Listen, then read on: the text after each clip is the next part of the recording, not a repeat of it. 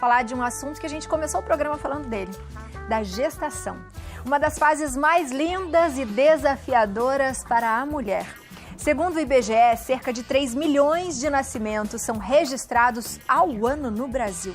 E para esclarecer as suas dúvidas sobre gravidez, eu recebo o ginecologista e obstetra, Dr. Fabiano Serra, que a gente gosta tanto. Doutor, a gente adora quando o senhor vem, ainda mais aqui no estúdio, viu? Então seja muito bem-vindo ao nosso Santa Receita para falar de um assunto tão gostoso como esse, viu? Obrigado, Aviane. Obrigado. Sempre um prazer estar aqui com vocês. Prazer é nosso. Eu vou sentar. Vem comigo aqui. Vem comigo que a gente já vai sentar e começar a conversar agora.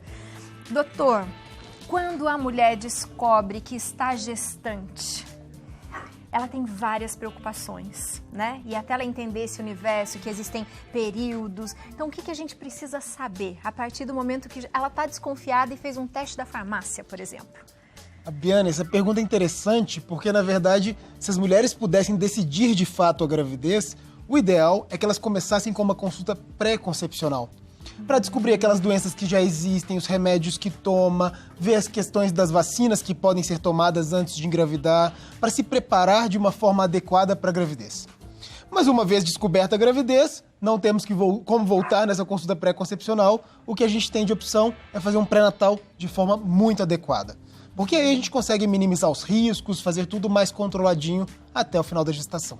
Quando as mulheres tentam planejar essa gravidez, e aí elas começam a já fazer essas perguntas e tal, o que elas podem prevenir antes de ficar grávida? Muitas coisas. A primeira coisa é a rotina ginecológica, pode ficar toda em dia. Além disso, a gente pode solicitar exames laboratoriais hormonais para ter uma noção como é que tá. Assim, se a mulher for muito jovem, a gente nem solicita porque isso não faz parte da nossa investigação. Mas a gente tem, por exemplo, rotina vacinal. A gente tem algumas vacinas que não são disponíveis na rede básica de saúde, mas que a paciente, eventualmente, se tiver condições financeiras, pode pagar. Porque a gente sabe que na gestação, muitas doenças adquiridas, elas podem ser muito prejudiciais para o bebê. Então, se a gente consegue prevenir essas doenças, isso também é um benefício muito grande. Com certeza. E quando descobriu que está grávida, ela vai passar por vários processos. Os primeiros, né, de ficar emocionada e falar assim, agora eu tenho que... A mulher fica assim, eu vou engordar? Será que os meus hormônios, como é que eles vão ficar? O que acontece no corpo da mulher, doutor? No comecinho da gestação, Abiana, existe um hormônio que é produzido que chama HCG, que é o que a gente detecta no exame laboratorial, no exame de urina. E esse HCG, ele faz com que a mulher já comece a apresentar sinais de gestação, que seriam aquelas náuseas, vômitos que muitas mulheres apresentam no comecinho da gestação. Mas um dos primeiros sinais também, um dos primeiros sintomas que a mulher também pode apresentar é aquela questão da sensibilidade mamária. As mamas ficam bem dolorosas, assim, qualquer palpação, qualquer encosto fica ruim. E às vezes tem mulher que também queixa de sonolência. É muito comum no começo da gestação, um cansaço, uma preguiça, querendo ficar paradinha. Isso também é um outro sintoma comum. Quando as mulheres geralmente descobrem essa gestação é porque provavelmente a menstruação atrasou e ela ficou um tempo ali. Existe um falso negativo, um falso positivo também de gestação? Se de repente, sei lá, a pessoa, atrasou essa semana, já vou fazer. Pode existir isso? Se já tiver atraso menstrual, Biana, é muito difícil que seja um falso negativo, tá? O falso negativo, ele geralmente acontece quando o exame ele é realizado muito precocemente. Então, hoje, mulheres que estão tentando engravidar, às vezes elas não esperam o atraso menstrual para fazer o teste de gravidez. Entendi. E isso, às vezes, pode dar um falso negativo.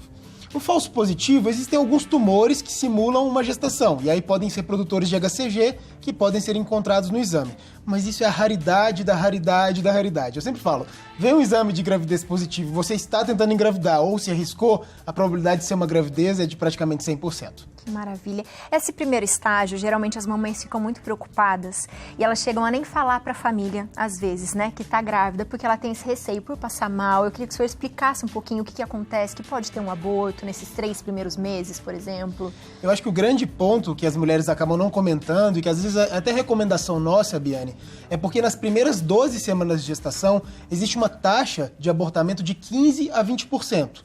Isso é um número muito alto. Se a gente for pensar, 1 a cada 5 mulheres que se descobrem grávidas no primeiro trimestre de gravidez vai perder a gestação. Então é um número muito elevado. Então eu sempre falo com as minhas pacientes, conte que você está grávida para quem também você contaria que abortou.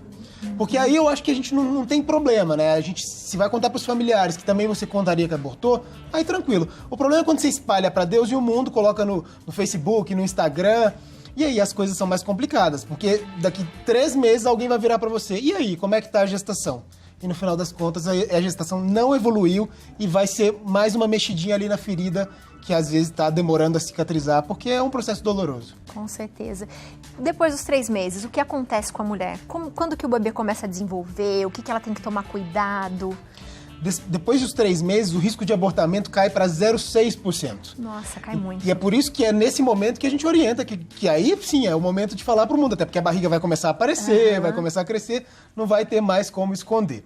Mas no segundo trimestre, que começa nas 14 semanas de gestação, é o período que a mulher está mais plena, vamos dizer assim. Ela tá super sem sintomas, a barriga não é tão grande que limite, ela tá tranquila, não tem sintoma nenhum praticamente, tá? Então, em geral, elas ficam muito bem no segundo trimestre.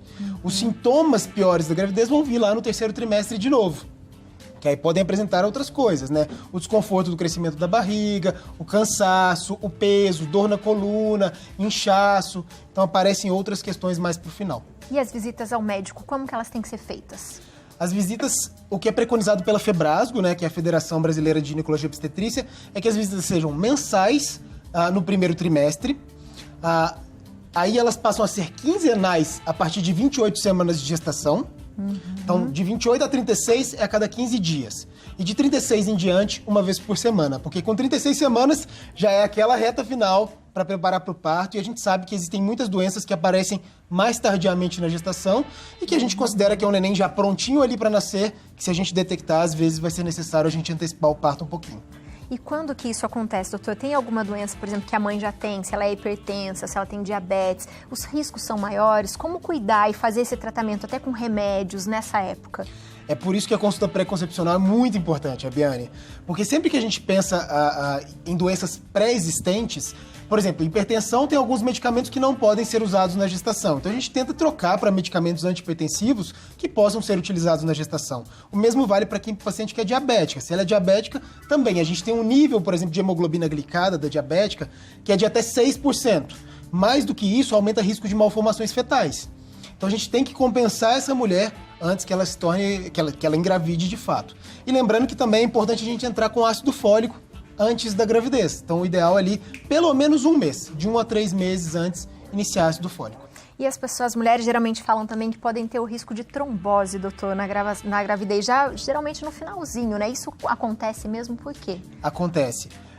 Existem algumas proteínas que são pró-coagulantes na gestação. O que isso significa? Você imagina, depois do parto, toda mulher sangra. Então o corpo ele se prepara para que ele controle esse sangramento no pós-parto. E com isso, durante a gestação, essas proteínas que são pró-coagulantes, que fazem o sangue se coagular e fazer os trombos, elas vão aumentando ao longo da gestação. Então existe sim um risco aumentado de trombose e esse risco também ele é intensificado no pós-parto. Ele é bastante grande mesmo. Então tem que se cuidar, tem que fazer... Muitas vezes tem que usar meia elástica para tentar prevenir, né? Então algumas orientações, aí vai ter que conversar com o obstetra exatamente sobre cada caso, mas o risco é aumentado sim. Passando quase todos os 9 meses ou esses 3 períodos, tá quase na hora do bebê chegar. Que semana que é essa? Porque as mães também ficam com receio. Eu tô na 36ª. Eu tô chegando quase na semana 40 já. Qual que é a melhor época para a criança nascer? Se a gente pode esperar, até quando esperar? Tá.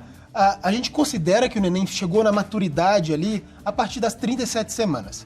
Hoje a gente, inclusive, utiliza uma classificação em que de 37 a 39 a gente considera um neném maduro, mas um maduro precoce. Após a 39ª semana de gestação, é um neném bem mais maduro e bem mais preparado. Vai mamar melhor, vai ter mais tranquilidade após o nascimento. Faz menos quadros de desconforto respiratório após o nascimento. Então, após a 39ª semana de gestação, é o ideal para o nascimento. Mas a gente pode esperar a gestação até 41 semanas. Se você ler os protocolos internacionais, alguns falam até 42. Mas a OMS, o que ela preconiza é que com 41, todas as gestações sejam pelo menos conversadas sobre a resolução. Porque a taxa de óbito aumenta muito entre 41 e 42 semanas. Então esperar pode ser prejudicial aí pro seu bebê, né? Então é um neném que já está prontinho para nascer, perder uma gestação dessa não dá. Então tem que conversar com o médico direitinho. Ficar sempre muito atenta. Temos mensagens de WhatsApp, vamos lá, para elas. Vamos lá. Vamos lá, nosso WhatsApp. É do Bruno. Boa tarde, minha esposa está grávida de 34 semanas. Percebemos que o bebê soluça todos os dias. Gostaria de saber se isso é normal e o que provoca. Ele é de Guaratinguetá. E aí, doutor? Essa pergunta é bem comum, Bruno. Os pacientes realmente comentam bastante sobre essas questões do soluço e elas são reais. Acontece mesmo, Biane. Você coloca a mão na barriga e o neném tá ali, ó. Todo soluçando. Isso é um processo natural. A gente também soluça, então o neném também soluça. Isso aí não é nada para preocupar. Tá? Às vezes nem é soluço de fato. Às vezes o neném está simplesmente fazendo alguns movimentos mais espásticos que tá simulando esse soluço que a gente percebe no exterior. E esse tempo todo que a mulher está gestante, é importante que ela converse bastante com o bebê, né? Porque quando ele nasce, ele procura a voz da mãe. Como que é, doutor? Reconhece totalmente, Fabiana. É uma coisa impressionante. Existe, inclusive, esse primeiro olhar que a gente chama até de imprinting, que seria esse... Você coloca o bebê no colo da mãe, existe uma troca de olhares. O bebê não está vendo ainda, mas ele tem a percepção da mãe ali. E isso é muito benéfico, porque fortalece vínculo, facilita a amamentação, enfim, tem muitos benefícios aí. Pra gente proporcionar isso, a mamada na primeira hora de vida, fazer essa golden hour, que o neném fique com a mãe nessa primeira hora de vida, isso é espetacular. Que trabalho lindo, é doutor. Lindo. É lindo. Que gostoso, eu tô ficando até emocionada de pensar. Tem mais uma aqui, ó. Vamos lá. Tatiana Lopes, de Salvador, Bahia. Boa tarde, amo esse programa, tudo que vocês ensinam, mas queria saber do doutor se é normal sentir cólicas no início da gravidez e dores no corpo. E aí, doutor? Então, essa pergunta da Tatiana procede, porque é normal ter cólica, sim. Inclusive, as mulheres às vezes mandam mensagem de WhatsApp, né? Hoje a gente tem essa acessibilidade toda, desesperadas, achando que estão abortando. E, na verdade, Tatiana, as cólicas do início da gestação, elas são normais. Você imagina, tem um bebezinho ali crescendo, que está fazendo o útero crescer também, e com isso, vez ou outra, esse útero dá uma contraidinha, o que é um processo natural também. Isso pode dar um pouquinho de dor e desconforto, sim. Dor no corpo, em geral, não tem muita relação com a gravidez. Mas a gente tem que pensar que dor no corpo a gente eventualmente tem sempre, né? Mesmo não estando grávidas, né? Enfim. Então a dor no corpo pode ser por outro processo que não da gestação. Doutor, e fazer exercícios físicos durante a gravidez? O que a mulher pode fazer, o que ela não deve fazer? A atividade física ela é preconizada para gestante. As gestantes podem sim fazer atividade física, desde que sejam orientadas. Tem mulher que tem fator de risco aumentado, por exemplo, para perder o bebê, né? Enfim, ali tem uma incompetência istmo-cervical, ou uma paciente que tem partos prematuros com frequência, tem um descolamento. Aí essas mulheres vão precisar ser orientadas. Mas aquela mulher que está ali no baixo risco, bonitinha, evoluindo a gestação com certa tranquilidade, a atividade física deve ser orientada sim a fazer, tá? Então, caminhadas, atividades aquáticas são espetaculares, porque as atividades aquáticas diminuem o impacto e, além disso, melhoram as questões da dor, né? Pode aparecer dor nas costas, dor nos membros, mais pro final da gestação, viu, Tatiana? Então, essa dor, ela é aliviada com os exercícios aquáticos. E, além disso, diminui o inchaço. Então, boa. É bem interessante a atividade aquática. Mas tem outras atividades. Eu tenho paciente no consultório que é triatleta. Que legal. Então, essas pacientes, é claro que ela não vai fazer o triatlo completo, mas ela pode fazer uma atividade um pouquinho mais extensa, porque o corpo dela já está adaptado a isso. Tem alguma proibição, doutor? Proibição? Olha, os exercícios tipo crossfit, as articulações elas ficam mais móveis durante a gestação, e isso pode causar danos e lesões. Mas, por exemplo, eu tenho várias crossfiteiras que querem continuar. Enfim, a gente orienta que tenha um pouco mais de cuidado na gestação, mas que pode ser realizada a atividade. É pesar risco-benefício mesmo, Biane. Mesmo, né? Tem da Adriana Lima mais uma mensagem, ela é do Rio de Janeiro. Boa tarde. Gostaria de tirar dúvidas sobre placenta baixa na 13ª semana. É normal nessa fase, doutor? É sim, Adriana. E olha que interessante, a gente tem um número alto de placentas baixas nessa idade gestacional, mas a gente só vai considerar que a placenta efetivamente é baixa após a 28ª semana de gestação. Então, nas 13 semanas, se a gente visualizar uma placenta baixa, ela automaticamente faz um fenômeno que a gente chama de migração placentária. Ela vai subindo ao longo da gestação, de forma que a gente só vai considerá-la efetivamente baixa se ela permanecer após 28 semanas. Então, é um quadro normal, um achado que não traz grandes repercussões pra gente. Que maravilha. Doutor, depois que teve o bebê, o que a mãe tem que ficar atenta, principalmente nos exames e testes, que ela não pode deixar de fazer? Em relação ao bebê ou à mãe? O bebê e a mãe depois. Tá. O bebê, ele vai receber algumas vacinas já intra-hospitalares, né? Ele recebe vitamina K. Se ela não tiver investigação para gonococo ou clamídia, ela vai receber um colírio também ocular que vai proteger. Mas eu acho que o foco principal do pós-parto, Biane, sem dúvida nenhuma, é a amamentação. A amamentação é um processo muito difícil. Eu sempre brinco, se o parto normal é difícil, triplica, quadriplica, aumenta isso aí muito, porque a amamentação é o processo mais difícil. Porque o parto, ele é passageiro, ele é curto. A amamentação é um processo que demanda realmente muita rede de apoio, suporte familiar, marido que seja atuante, né? Uma família, às vezes mãe, pai, às vezes auxílio também técnico, de enfermagem, de médico, que oriente, porque as mamas podem se ferir, podem ficar engurgitadas, e isso dificulta muito o processo. Então tem que ter uma orientação adequada da pega do bebê, realmente, durante a amamentação, para que a amamentação seja bem sucedida. E só mais uma vez para a gente falar a importância da amamentação. Nossa, não tem nem que... Eu sou um grande entusiasta até da amamentação, porque eu acho que a amamentação, principalmente quando ela começa ali na primeira hora de vida, ela cria um vínculo e tem uma importância, inclusive, de proteção para esse bebê. Ele se sente seguro ali com a mãe dele, né? A mãe passa anticorpos para essa criança e o leite materno, ele é suficiente para nutrir a criança até os 6 meses de vida. Então não precisa dar água, não precisa dar farinha, não precisa dar leite de vaca, não precisa dar nada. O leite materno, ele é suficiente nos 6 meses de vida. Então... Depois que a criança nasceu, vai ao pediatra, ele vai fazer todos os testes que ela tem que fazer. E a mãe tem que ir quantas vezes ao ginecologista depois para continuar esse tratamento? Porque às vezes tem mãe que fica depressiva, tem mãe que tem alguns outros problemas hormonais também. Como que é essa continuação? O retorno básico, ele é 7 dias após o parto, 7 a 10 dias após o parto, e depois com 30 dias depois dessa consulta, para definir até a questão de anticoncepção, porque ela provavelmente não vai querer engravidar de novo na sequência, e para conversar sobre outras questões. É claro que algumas pacientes vão precisar de um cuidado adicional. E aí pode ser que a gente espace em consultas mais próximas. Então, uma paciente que evolui aí com quadro de depressão pós-parto, por exemplo, essa mulher pode ser necessário que ela passe uma vez por semana, para pelo menos chegar ali no ponto mais adequado. O interessante, Biane, é que para a gente caracterizar como depressão pós-parto, isso tem que durar mais de 30 dias. Se for antes disso, a gente chama de blues puerperal, e em geral ele acontece até o 14º dia pós-parto. Tá? É um período que a mulher está se adaptando à nova vida, à vida do bebê, à amamentação, que é um processo difícil, a todas as inseguranças de cuidar de um bebê e a queda hormonal da gestação. Tudo isso vai contribuir para o blues puerperal. Doutor... E acontece em 70% das mulheres, tá? Nossa, não é algo... bastante. É bem frequente. Elas choram, sem motivo.